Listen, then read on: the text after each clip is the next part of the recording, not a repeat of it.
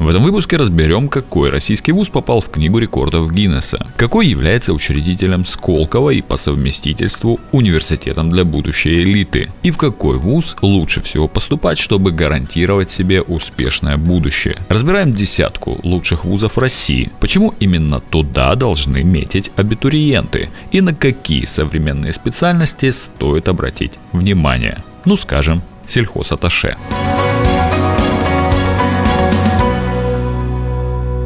Номер один вас совсем не удивит, потому что это МГУ, Московский государственный университет имени Ломоносова. МГУ неизменно занимает первое место в ведущих российских рейтингах и входит в топ-10 университетов стран развивающейся Европы и Центральной Азии. Секрет успеха вуза складывается из ряда факторов. Это правильно выстроенная стратегия развития, качество образования преподавательского состава, множество научных статей, опубликованных в престижных международных журналах. Значительную роль играет фокусировка университета на инновационной деятельности. Руководство нацелено на создание различных площадок по взаимодействию студентов и научных сотрудников с представителями реального бизнеса. В процессе реализации проект «Технологическая долина МГУ». Его основная цель – разработка и внедрение технологий, востребованных бизнесами, а также удержание и привлечение высококвалифицированных специалистов. Главное здание МГУ, кстати, самое высокое здание университета во всем мире, это целый город в одной высотке. Здесь, конечно же, расположены факультеты, каждый из которых занимает по несколько этажей, ректорат, научная библиотека, музей землевладения и дворец культуры. Если вы еще не смотрели наш отдельный выпуск, посвященный мифам и тайнам МГУ, советую посмотреть видео по ссылочке в описании к данному ролику. Под номером 2 в нашем списке Национальный исследовательский ядерный университет МИФИ. Он входит в топ-3 лучших вузов России в рейтинге RAEX. Является площадкой для всевозможных событий в мире науки. Ежегодно в университете проходит научная сессия МИФИ при поддержке компании-партнера Intel. Университет, кстати, включен в структуру Всемирного конкурса научных и инженерных достижений школьников США. Совместно с Всероссийской академией внешней торговли вуз запустил образовательную программу двойного диплома по направлениям ядерной физика и технологии и экономика. Территория комплекса МИФИ включает библиотеку, физические и компьютерные учебные лаборатории, спорткомплекс, технопарк. Также здесь расположен ядерный реактор бассейнового типа, нейтронный генератор, наноцентр, лазерный центр. На официальном сайте вуза есть виртуальные лектории, где любой желающий может посмотреть видеолекции по физике. МИФИ совместно с госкорпорацией Росатом реализует ряд образовательных проектов в городах, где расположены предприятия атомной отрасли. Для школьников читаются дистанционные популярные лекции по отрасли и по подготовке к ЕГЭ и Олимпиадам. Ну и, конечно, у вуза есть выдающиеся выпускники, как, например, первый гражданский командир космического корабля Николай Рукавишников или создатель теории пространств Петр Лизоркин. Следующий в нашем списке МФТИ, Московский физико-технический институт. Учебное заведение занимает первое место среди технических вузов России по рейтингу Times Higher Education и входит в 50 лучших университетов мира по естественным наукам. МФТИ – ведущее техническое учреждение страны по подготовке специалистов в области теоретической, экспериментальной и прикладной физики, математики, информатики, химии, биологии и смежных дисциплин. В основе обучения уникальная система физтеха, отбор самых талантливых абитуриентов и вовлечение студентов в настоящую исследовательскую работу на базе предприятий под руководством выдающихся ученых. За последние несколько лет в вузе открылось 64 новые лаборатории. В них изучают проблемы старения и возрастные заболевания, прикладную и фундаментальную физику, нанооптику. В вузе большое внимание уделяется программам академического обмена между университетами. Это позволяет студентам в будущем работать в организациях-партнерах вуза. Среди выпускников МФТИ нобелевские лауреаты по физике Андрей Гейм и Константин Новоселов. Под номером 4 СПбГУ, Санкт-Петербургский государственный университет. Он занимает 4-е место в рейтинге RAEX. Сегодня он является лидером среди российских вузов по созданию и предоставлению образовательных продуктов на национальной платформе онлайн-обучения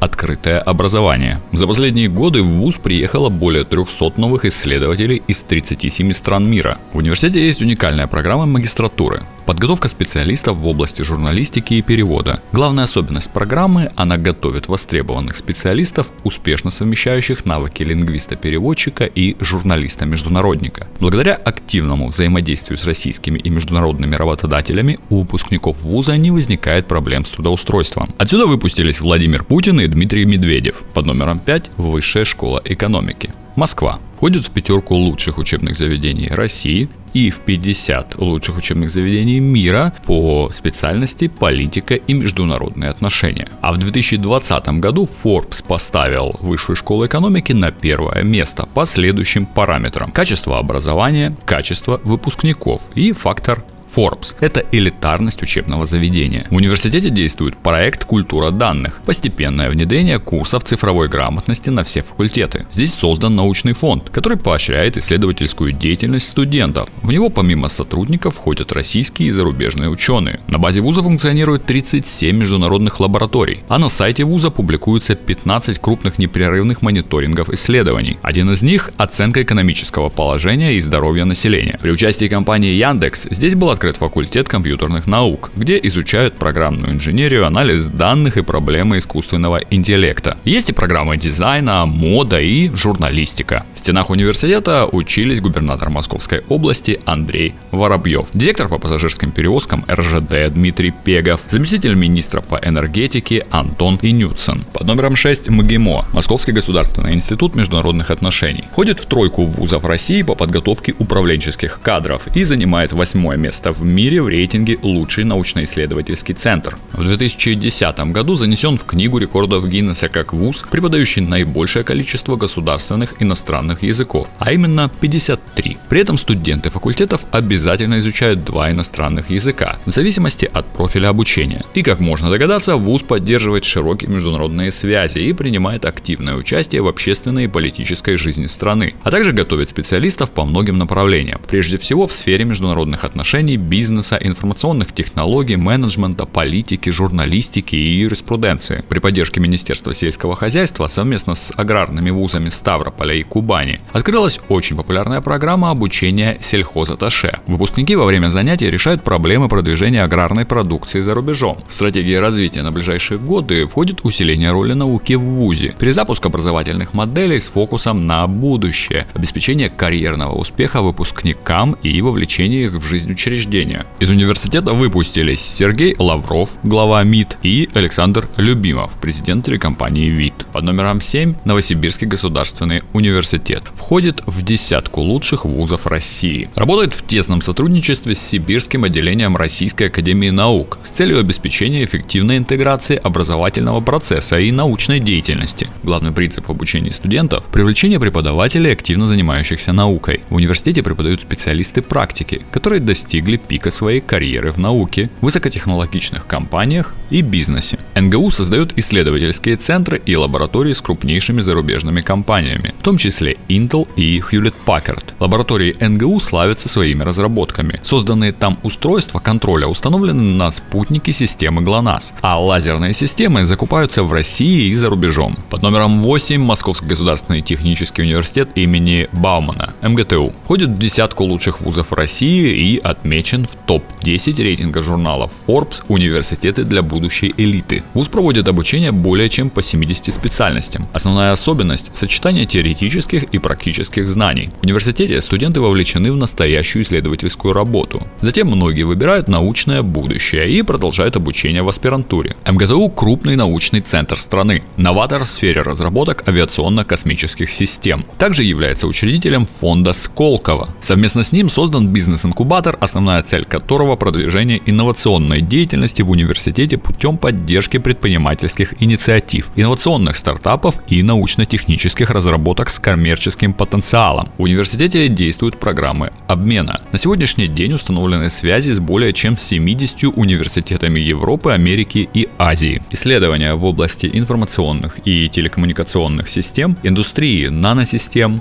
безопасности и борьбы с терроризмом помогают МГТУ находиться на пике мирового научного технического прогресса. Именно из этого университета выпустился советский ученый и авиаконструктор Андрей Туполев. Под номером 9 в нашем списке Санкт-Петербургский политехнический университет Петра Великого. Входит в 10 лучших вузов России. Развитие сферы исследований, внедрение ключевых научно-технических разработок и поддержка новых технологий в образовании помогает вузу занимать лидирующие позиции. Университет проводит большую работу по развитию двусторонних связей в образовательной области и обмену студентов с китайскими партнерами, а по окончанию учебы помогает выпускникам найти работу в успешных компаниях. Здесь есть и свой университет университетский городок, включающий все необходимое. Учебные и научные корпуса, общежития, дом ученых, а также спортивный комплекс. Отсюда выпустились лауреат Нобелевской премии по физике Петр Капица, а также Михаил Кошкин, создатель легендарного танка Т-34. И на 10-й строчке нашего рейтинга Национальный исследовательский Томский политехнический университет.